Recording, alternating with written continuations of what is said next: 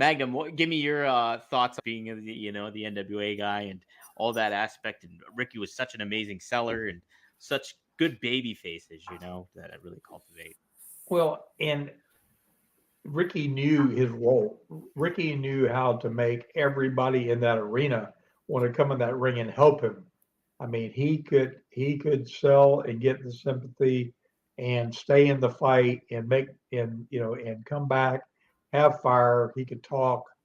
He had the entire package. I mean, I watched him and Robert when they first came to Mid South uh, when I was there, and of course the huge splash they made when they came to the NWA.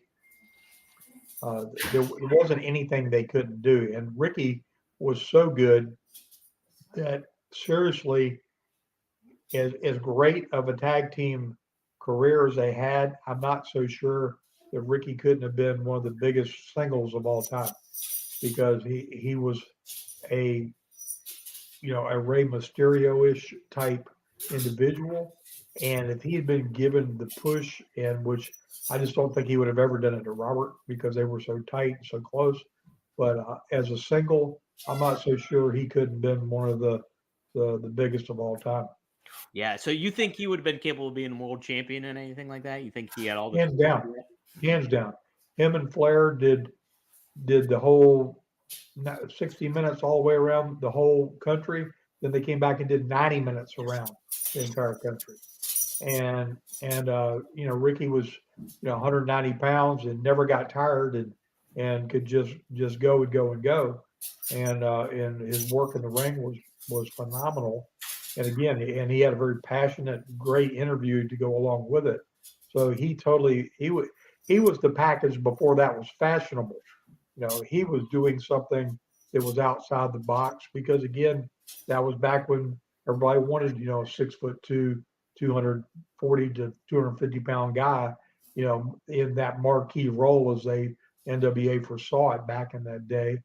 And because he was a baby face, it wouldn't initially been thought of, but I think Ricky Morton could have just been a megastar as a single.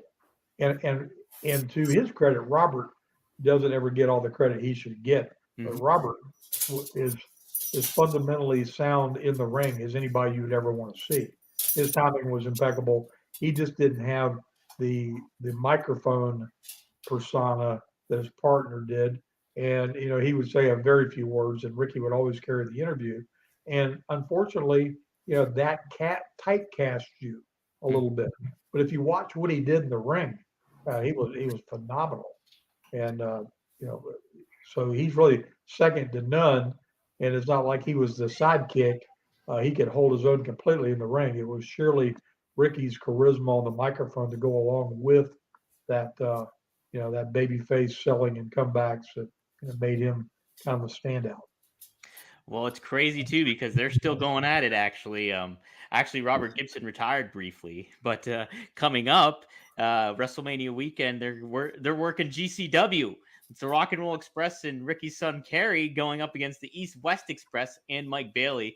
And the funny aspect about this, guys, is Ricky Morton, I believe, is 67, and his opponent, Nick Wayne, who's also from AEW, is 18 years old. So it's quite the age range there that you have going on in that bout. But yeah, they're still going, and it's pretty cool to kind of see. And that should be great. Really shows the influence and the historical impact that those guys have had on the business.